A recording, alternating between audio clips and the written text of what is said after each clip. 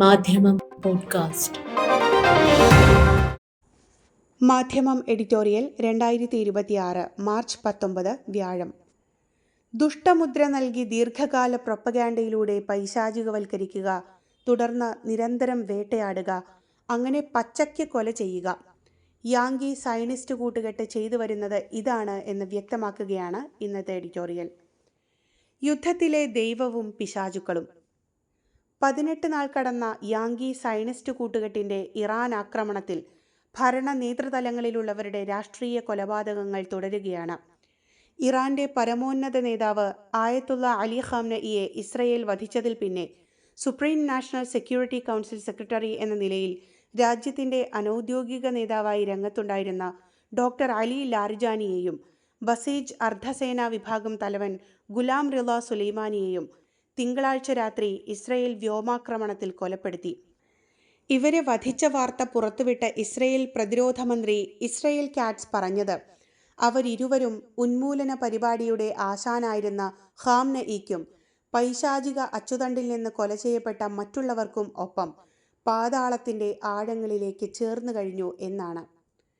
അക്കാദമിക പാണ്ഡിത്യത്തിലും കാൻഡിയൻ ദർശനങ്ങളിലും എണ്ണം പറഞ്ഞ വ്യക്തിത്വങ്ങളിൽ ഒരാളായി ലോകം വാഴ്ത്തുന്ന ഡോക്ടർ അലി ലാരിജാനി പക്ഷേ അമേരിക്കക്കും ഇസ്രയേലിനും തലക്കുവിലയിട്ട് കൊല ചെയ്ത് നരകത്തിൽ അയക്കേണ്ട കൊടും പാതകിയും സർപ്പസന്തതിയുമാണ്.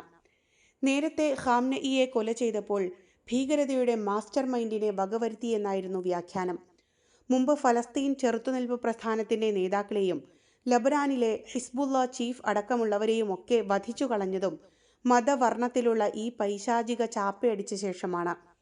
ഒരാൾക്ക് ദുഷ്ടമുദ്ര നൽകി ദീർഘകാല പ്രൊപ്പഗാൻഡയിലൂടെ പൈശാചികവൽക്കരിക്കുക, തുടർന്ന് നിരന്തരം വേട്ടയാടുക, അങ്ങനെ പച്ചയ്ക്ക് കൊല ചെയ്യുക. യാങ്കി സയനിസ്റ്റ് കൂട്ടുകെട്ട് ചെയ്തു വരുന്നത് ഇതാണ്. ആക്രമണത്തിനും യുദ്ധത്തിനും ഇറങ്ങിത്തിരിക്കുന്ന തങ്ങളുടേത് വിശുദ്ധ ദൗത്യം. അതിന് ഇരയാകുന്നവരും വേട്ടയാടപ്പെടുന്നവരും അതിനർഹരായ പൈശാചിക അച്ചുതണ്ട് ശക്തികളും. ദൈവത്തെയും മതത്തെയും കൂട്ടുപിടിച്ച് സയനിസ്റ്റ് അമേരിക്കൻ അധിനിവേശ സഖ്യം ചെയ്തു വരുന്നത് ഇതാണ്. പ്രതിയോഗിയായി കാണുന്നവരെ ശത്രുവായി ലോകത്തിനു മുന്നിൽ പ്രതിഷ്ഠിക്കുമ്പോൾ അതാണ് ലോകത്തിൻ്റെ ഒരേയൊരു ശത്രുവെന്നും അതിനെ നിഗ്രഹിച്ചാൽ അവരുടെ മേഖലയും പിറകെ ലോകവും സമാധാനവും പുരോഗതിയും നേടിയെടുക്കും എന്നൊക്കെയാവും അവകാശവാദം. എന്നാൽ സംഭവിക്കുന്നതോ, ഒരാളെ നിഗ്രഹിച്ചു കഴിഞ്ഞാൽ പിന്നെ പുതിയ ശത്രുവിനെ തേടുകയായി. അതിൻ്റെ ഒടുവിലെ ഉദാഹരണമാണ് ലാരിജാനി കൊലപാതകം. തനിക്കെതിരെ രാഷ്ട്രീയ കൊലപാതകത്തിന് മുതിർന്നു എന്ന നുണക്കഥയുമായാണ് ഖാംനഇയെ കൊല്ലാൻ ട്രംപ് ഇറങ്ങിത്തിരിച്ചത്. ഖാംനഇ തുടർന്നാൽ മേഖല സുരക്ഷിതമാകില്ല എന്ന് പ്രഖ്യാപിച്ച് നെതന്യാഹുവും കൂടെ ചേർന്നു. പരമോന്നത നേതാവിനെ കൊന്നുകളഞ്ഞിട്ടും അവർക്ക് സമാധാനമായില്ല. അപ്പോൾ പിന്നെ Mojtaba Khamenei, doctor Ali Larijani തുടങ്ങി പുതിയ വില്ലന്മാരെ ഉൽപ്പാദിപ്പിക്കുകയായി ഇസ്രയേൽ നുണ ഫാക്ടറി. അതങ്ങനെ അറ്റമില്ലാതെ തുടർന്നു പോകും എന്നുതന്നെയാണ് ഇനിയും നിലയ്ക്കാത്ത ഗസ ഫലസ്തീൻ പ്രതിസന്ധിയും ഇറാനെതിരായ മുമ്പത്തെ 12 നാൾ യുദ്ധവും കഴിഞ്ഞ മാസാവസാനം പൊട്ടിപ്പുറപ്പെട്ട് 18 നാളും കഴിഞ്ഞ് അറ്റമില്ലാതെ തുടരുന്ന ഇറാനെതിരായ യുദ്ധവും തെളിയിക്കുന്നത്.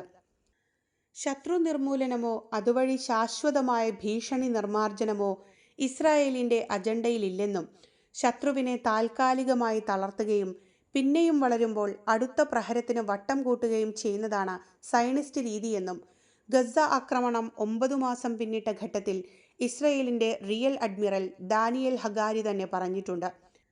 ഹമാസിനെതിരായ ആക്രമണം എന്നു പറയുന്നത് ലോകത്തിൻ്റെ കണ്ണിൽ പൊടിയിടാനാണ് എന്നും ജനമനസ്സിൽ വേരോടിയ ഹമാസ് എന്ന സങ്കല്പത്തെ പിഴുതുകളയാനാവില്ലെന്നും അദ്ദേഹം പറഞ്ഞത് വലിയ വിവാദമായിരുന്നു. അതുകൊണ്ട് തന്നെയാണ് യുദ്ധങ്ങൾ അറ്റമില്ലാതെ നീണ്ടുപോകുന്നത് എന്ന് ഒരു ഇസ്രായേൽ മാധ്യമം അന്ന് ടിപ്പണി കുറിക്കുകയും ചെയ്തു. അധിനിവേശ യുദ്ധങ്ങൾക്കെല്ലാം വിശുദ്ധ യുദ്ധം എന്നും പൈശാചികതയ്ക്കെതിരായ പ്രതിരോധം എന്നുമൊക്കെ മതവർണ്ണം നൽകുന്നതും ആക്രമി രാജ്യത്തെ ജനതയെ വൈകാരികതയിൽ എല്ലാം മറപ്പിച്ചു നിർത്താം എന്നു കണ്ടുകൂടിയാണ്. ഇറാൻ യുദ്ധം ദൈവനിർദ്ദേശാടിസ്ഥാനത്തിലുള്ള കുരിശുയുദ്ധമാണ് എന്ന് US പ്രസിഡന്റ് ഡൊണാൾഡ് ട്രംപിൻ്റെ യുദ്ധകാര്യ സെക്രട്ടറി പീറ്റ് ഹെഗ്സെത്ത് ഈയിടെ വിശേഷിപ്പിച്ചു. എൻ്റെ പാറയാകുന്ന യഹോവ വാഴ്ത്തപ്പെട്ടവൻ.